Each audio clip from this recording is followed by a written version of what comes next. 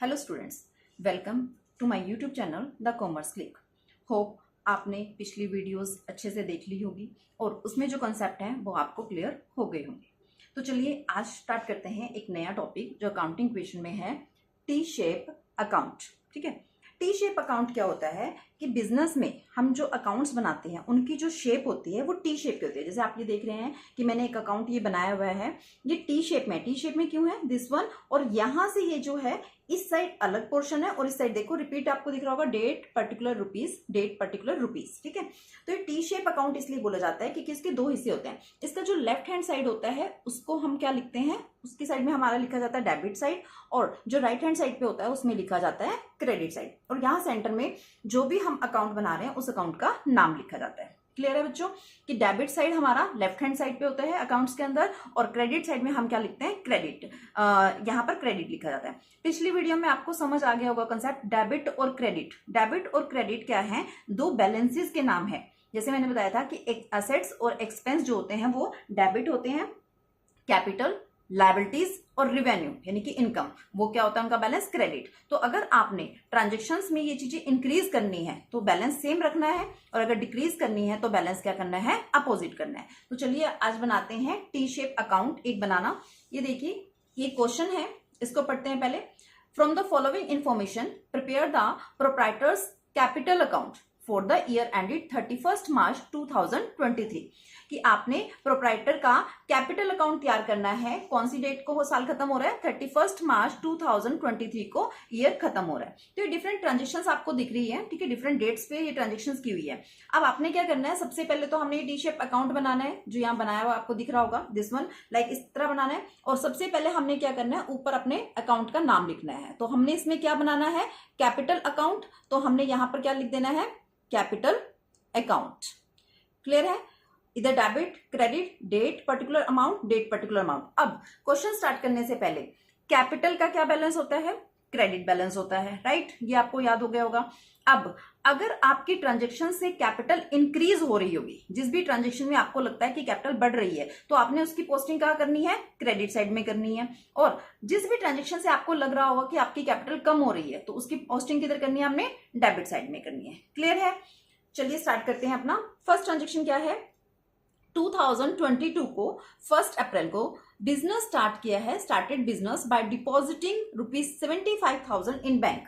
Business start किया है 75,000 rupees bank में डिपॉजिट करके। अब तक जो भी ट्रांजेक्शन हमने किया उसमें हमारा कैश होता था, इसमें कैश की जगह क्या है, बैंक है। तो दो अकाउंट आपको पता लगे ना कि इसमें एक कैपिटल बनती है और एक बैंक। और जब बिजनेस स्टार्ट करते हैं हमारी कैपिटल क्या होती है, इंक्रीज होती है, और कैपिटल इंक्रीज करने पर same balance that means credit side में। तो इस एंट्री की पोस्टिंग क्या करेंगे, हम क्रेडिट साइड में करेंगे। सबसे पहले हमने डेट लिखनी है, यहां पर हम ईयर लिखते हैं 2022, ठीक है, और डेट क्या है इसमें, अप्रैल 1 को हमने बिजनेस स्टार्ट किया है। अब यहां पर क्या लिखना है, ट्रांजेक्शन इंक्रीज हुई है, हमारी कैपिटल इंक्रीज हुई है इससे।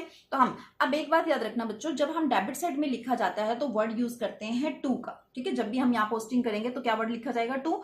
अब क्रेडिट में आपने कोई भी पोस्टिंग करनी है तो उससे पहले आपको वर्ड यूज करना पड़ेगा बाय, राइट। अब बाय लिख के लिखना है हमने, जो भी दूसरा अकाउंट, हमने हर ट्रांजेक्शन में कितने कितने अकाउंट किए थे, दो अकाउंट आते हैं, तो जो भी दूसरा अकाउंट है वो यहाँ पर लिखा जाएगा। जैसे इसमें जो सेकंड अकाउंट है दैट इज बैंक अकाउंट, तो हमने क्या लिखना है यहाँ पर, बाय बैंक अकाउंट, ठीक है, ये ऐसे लिखना है। और जितना भी अमाउंट है, कितने अमाउंट का था वो, 75,000 रुपीज से हमने बिजनेस स्टार्ट किया था, तो दिस वन। तो हमने ऐसे किया, पहले हमने ईयर लिखा, डेट लिखी अपनी, उसके बाद हमने बाय वर्ड, क्योंकि क्रेडिट में वर्ड यूज होता है बाय और डेबिट में वर्ड यूज होता है टू, यहां पर बाय लिखना है। उसके बाद यहां पर कई बच्चे क्या करते हैं, जिस अकाउंट को बना रहे हैं उसी का नाम लिख देते हैं, तो ये गलती नहीं करनी है। कैपिटल अकाउंट बना रहे हो तो अंदर, इसके अंदर कहीं भी आपका कैपिटल वर्ड नहीं आएगा, ठीक है। ट्रांजेक्शन में जो भी दूसरा अकाउंट होगा उसका नाम यहां पर लिखा जाता है, और अमाउंट, जितनी अमाउंट आपको गिवन होती है।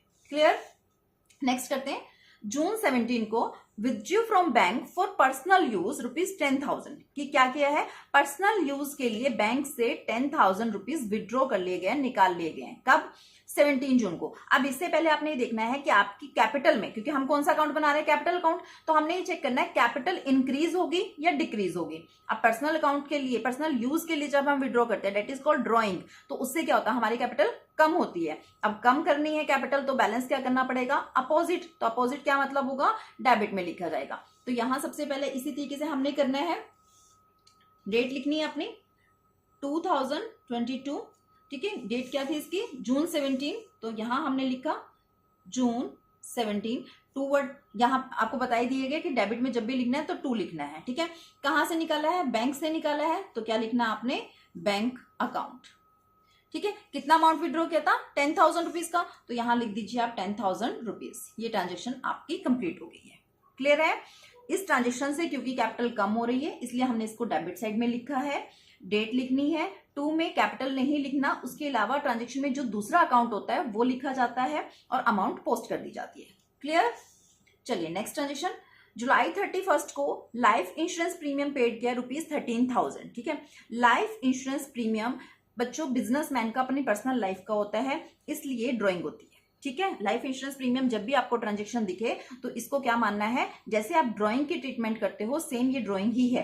तो हमने इसको भी, ड्राइंग है तो क्या होगा, कैपिटल कम हुई होगी, कम होने पर हम कहां लिखेंगे, डेबिट साइड में। तो यहां पर डेट लिखते हैं जुलाई 31, यहां लिखा आपने जुलाई 31, पहले क्या लिखा जाएगा, 2, कहां से पेमेंट की है, बैंक से ही पेमेंट की है, क्योंकि इसका जो अकाउंट है वो बैंक में ही चल रहा है, ठीक है। कैश तो लाई नहीं थे ये, तो टू बैंक अकाउंट कितना रुपीज, 13,000, तो हमने यहां लिख देना है अपना 13,000 रुपीज, ठीक है। क्लियर। नेक्स्ट करते हैं सितंबर 25 को, क्या कहा है, sold personal investment worth ₹15,000 at 5% profit and deposited the same into bank on the same date. क्या बोला गया, पहले ट्रांजेक्शन को आपने अंडरस्टैंड करना है, फिर उसकी कैलकुलेशन करनी है। इसमें बोला है कि बिजनेसमैन की जो पर्सनल इन्वेस्टमेंट थी कोई उसके पास 15,000 रुपए की थी, कितनी वर्थ की थी उसकी इन्वेस्टमेंट, 15,000 रुपीज की उसने कोई इन्वेस्टमेंट की हुई थी, वो उसने सेल कर दी। कैसे सेल की है, एट 5% प्रॉफिट, कितने प्रॉफिट पर, 5% प्रॉफिट लेने पर उसने उसको बेच दिया, ठीक है। और क्या किया, and deposited the same into bank on the same date, और उसी दिन उसने वो सारा पैसा जो है बैंक में जमा करा दिया, ठीक है। बिजनेस अकाउंट चल रहा है ना, बिजनेस में जमा करा दिया तो क्या हुआ होगा, कैपिटल क्या होगी, इंक्रीज होगी, एडिशनल कैपिटल की तरह उसने इन्वेस्ट किया बिजनेस के अंदर, ये तो उसने कैपिटल क्या हो गया, बढ़ा दिया। तो ये ट्रांजेक्शन कहां जाएगी आपकी, क्रेडिट में, क्योंकि कैपिटल क्या हो रही है, बढ़ रही है। अब सितंबर 25 डेट लिखेंगे पहले यहां पर, सितंबर 25। दूसरा अकाउंट कहां आया है, बैंक में पैसा आया है बाय बैंक अकाउंट। अब अमाउंट मेन चेक करनी है कि अकाउंट क्या आएगी, कितने अमाउंट की इन्वेस्टमेंट थी, यहां वर्किंग नोट से आपको क्लियर करते हैं कॉन्सेप्ट। वर्किंग नोट, इन्वेस्टमेंट कितने की थी, 15,000 रुपीज की थी। कितना प्रॉफिट लिया, 5%। पहले तो प्रॉफिट कैलकुलेट करो, 5% जब हम कैलकुलेट करेंगे, 15 5 जो 75 0, ठीक है, दिस वन इज, तो ये 750 रुपीज का प्रॉफिट हुआ है। यानी कि 15,000 उसकी इन्वेस्टमेंट की कॉस्ट थी, उसके ऊपर उसने 750 रुपीज का प्रॉफिट लिया, तो कितना पैसा उसको मिला होगा, 15,750। ये टोटल पैसा उसको इन्वेस्टमेंट सेल करने से आया, और ये सारे का सारा पैसा उसने बिजनेस में लगा दिया। तो ये वाला जो अमाउंट है, this one is posting here 15,750। Clear. क्या किया है, इन्वेस्टमेंट जितनी कॉस्ट की थी उसको उसने 5% प्रॉफिट पे सेल किया, हमने 5% कैलकुलेट करके प्रॉफिट निकाल लिया। जो उसकी कॉस्ट थी, जितने की वर्थ थी, उसके अंदर वो प्रॉफिट मार्जिन जोड़ा, और टोटल सेल कितना प्राइस हुआ उसके इन्वेस्टमेंट का, 15,750। वो सारे का सारा पैसा उसने क्या किया, बिजनेस में लगा दिया, तो हमने यहाँ पर बाय बैंक कर दिया। अब यहाँ पर सपोज बच्चों कुछ भी वो कंडीशन डाल सकता है, ठीक है ना, सिर्फ हमने चेक करना है। अब मान लीजिए वो ये कह देता कि उसने हाफ जो इसका अमाउंट है, दिस वन, हाफ अमाउंट उसने बिजनेस में इन्वेस्ट किया, तो यहाँ हमारा सिर्फ कितना आता है, इसका हम हाफ करके लिखते हैं, ठीक है ना। जो उसने पर्सनल अपना बेचा है, रखा है, उससे बिजनेस को कोई भी लेना देना नहीं होता। बिजनेस के अंदर जो अगर पैसा आया है या निकाला गया है, उसे हमने कैपिटल अकाउंट में रिकॉर्ड करना है, ठीक है। क्योंकि ये उसकी पर्सनल इन्वेस्टमेंट बेशक थी, पर उसको सेल करने के बाद वो पैसा बिजनेस में लगाया गया एज ए एडिशनल कैपिटल, इसलिए हमने उसको यहां पर लिखा है। क्लियर। चलिए नेक्स्ट करते हैं, लास्ट ट्रांजेक्शन है 2023 31 मार्च की है। Loss of the year rupees 5,000 rupees का लॉस हो गया बिजनेस में। साल खत्म हो जाता है ना 31 मार्च को। अब बिजनेस में प्रॉफिट भी हो सकता है, लॉस भी हो सकता है, पर लॉस होने से क्या होगा, कैपिटल क्या होती है, कम होती है। जब कैपिटल कम होती है तो इसको किस साइड लिखा जाएगा, डेबिट साइड में। तो 2023 यहाँ हमें लिखना पड़ेगा क्योंकि साल चेंज हो गया है, ठीक है, क्योंकि ऊपर से 22 चल रहा था। तो यहाँ हमने मार्च 31 को क्या लिखा है, यहां पर लिखना होता है हमने to profit and loss account. क्या लिखना है, to profit and loss account. Bracket में लिख सकते हैं हम लॉस हुआ है हमें, ठीक है। कितने का लॉस था, रुपीज 5,000 का लॉस था, तो हमने यहां पर क्या लिख देना है, 5,000 रुपीज। क्लियर है।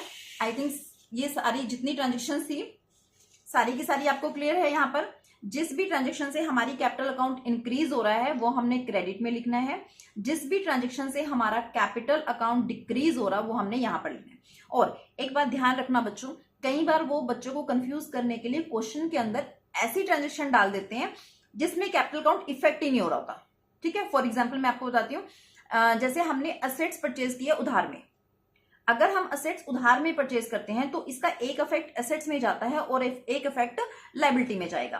तो कैपिटल में इस ट्रांजेक्शन से कहीं ना कोई इंक्रीज हो रहा है ना कोई डिक्रीज हो रहा है, ठीक है ना। तो ये हमने कैपिटल अकाउंट में नहीं लिखनी है। ये बात ध्यान रखना कि कई बार क्वेश्चन में वो कंफ्यूज करने के लिए कुछ ऐसी ट्रांजेक्शन डाल देते हैं जो उस अकाउंट से रिलेटेड होती ही नहीं है। तो आपने उसको क्या करना है, छोड़ देना है, उसकी पोस्टिंग कहीं भी नहीं करते हैं फिर, ठीक है। अब इस अकाउंट को बैलेंस भी करना होता है बच्चों। बैलेंस कैसे करना है, पहले हमने दोनों साइडों को अपना टोटल करते हैं, ठीक है। आपको पहले सिंपल वे में कराते हैं, इस साइड भी टोटल करेंगे और हम इस साइड भी टोटल करेंगे। इस साइड टोटल कितना आ रहा है हमारा 28,000, ठीक है। इस साइड का करेंगे 90,750, ठीक है, ये आया। अब हमने क्या करना होता है, इसमें दोनों साइडों को इक्वल करना है। अगर ये साइड ज्यादा है 90,750 की, ये कम है, तो इसमें यहां हमने बैलेंस लिख देना है। इसमें से हम ये डिडक्ट करेंगे, जो बैलेंस बचेगा वो हम यहां लिख देंगे। यानी कि इस साइड का टोटल भी कितना होना चाहिए, 90,750 होना चाहिए, और इधर का भी क्या होना चाहिए, 90,750। अब इधर का तो ऑलरेडी है, ठीक है। इसमें से हम ये माइनस कर देते हैं। Clear. 62,750, this one is balance आ गया। तो ये आपका टी शेप अकाउंट है। इसमें हमने क्या करना है, लास्ट में दोनों साइडों का टोटल करना है।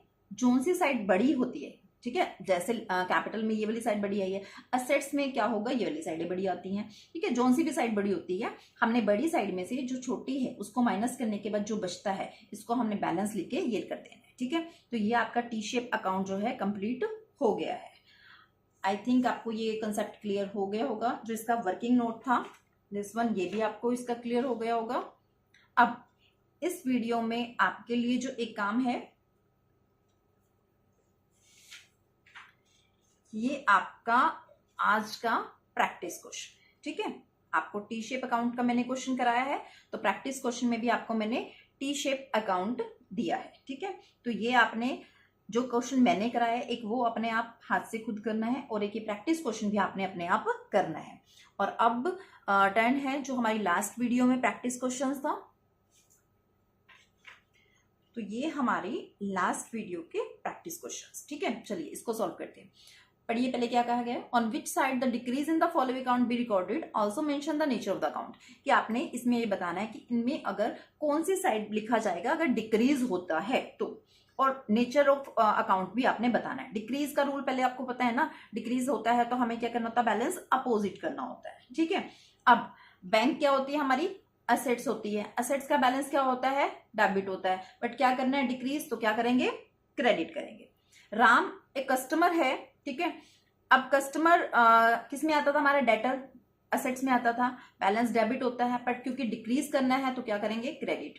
आउटस्टैंडिंग सैलरी हमारी क्या होती है, लायबिलिटी होती है, बैलेंस क्या होता है, क्रेडिट। डिक्रीज करना है तो उसका उल्टा कर दीजिए, मतलब डेबिट। स्टॉक हमारा असेट्स में आता है, असेट्स का बैलेंस डेबिट होता है, डिक्रीज करना है तो हम क्या कर देंगे इसके आंसर में, क्रेडिट, ठीक है।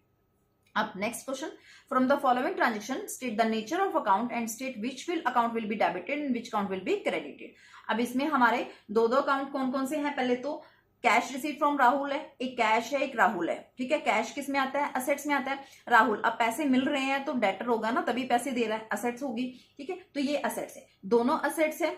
इफेक्ट देखिए इंक्रीज या डिक्रीज, कैश रिसीव हम कर रहे हैं तो कैश इंक्रीज हो रही है और राहुल का बैलेंस क्या हो गया होगा, डिक्रीज हो गया होगा। अब कैश असेट्स डेबिट इंक्रीज है तो सेम रख देंगे और ये अपोजिट हो जाएगा। कैश पेड टू रोहित, एक आपका रोहित है और एक कैश है, ठीक है। रोहित क्या हो, आप कैश पे कर रहे हो तो ऑब्वियस क्रेडिटर होगा आपका, ठीक है, लायबिलिटी होगी आपकी ये। और इधर से कैश हमारी क्या होगी, असेट्स होगी। क्रेडिटर्स जो हैं कम हो गए हैं और कैश भी क्या हो गई है, कम हो गए हैं। डिक्रीज होने पर दोनों के बैलेंस क्या कर देंगे, अपोजिट कर देंगे। कमीशन रिसीव्ड, एक कमीशन है और दूसरा अकाउंट कैश का है। कैश बढ़ गई है और कमीशन भी बढ़ गई है, ठीक है। कैश क्या है आपकी, असेट्स है, बढ़ने पे डेबिट। कमीशन इनकम है, बढ़ने पे क्रेडिट। क्लियर। रेंट पेड, एक रेंट अकाउंट है और एक आपका कैश अकाउंट है। रेंट आपका एक्सपेंस में आता है, कैश असेट्स में आती है। एक्सपेंस भी इंक्रीज हो गया है और असेट्स भी असेट्स क्या है, कम हो रही है। कैश पे कर रहे हो तो कैश क्या हो रही होगी, कम हो रही होगी, ठीक है ना। तो कम होने पे कैश अपोजिट हो जाएगी, क्रेडिट हो जाएगी और रेंट क्या हो जाएगा, डेबिट हो जाएगा। तो ये रहा इसका सॉल्यूशन, ठीक है। ये डिफरेंट जो पहला क्वेश्चन था उसके साइड्स, नेचर ऑफ अकाउंट, ये हमें जिस जिससे मिली दो अकाउंट, किस नेचर ऑफ अकाउंट उनका, इफेक्ट उनका, क्या इंक्रीज हुआ क्या डिक्रीज हुआ, फिर उसके अकॉर्डिंग कौन सा डेबिट में गया और कौन सा क्रेडिट में गया, ठीक है। आई होप आपको आज की वीडियो अच्छी लगी होगी। जो कॉन्सेप्ट आपको समझाए गए हैं वो सारे के सारे आपको क्लियर हो गए होंगे। Thank you so much. तो मिलते हैं अपनी नेक्स्ट वीडियो में।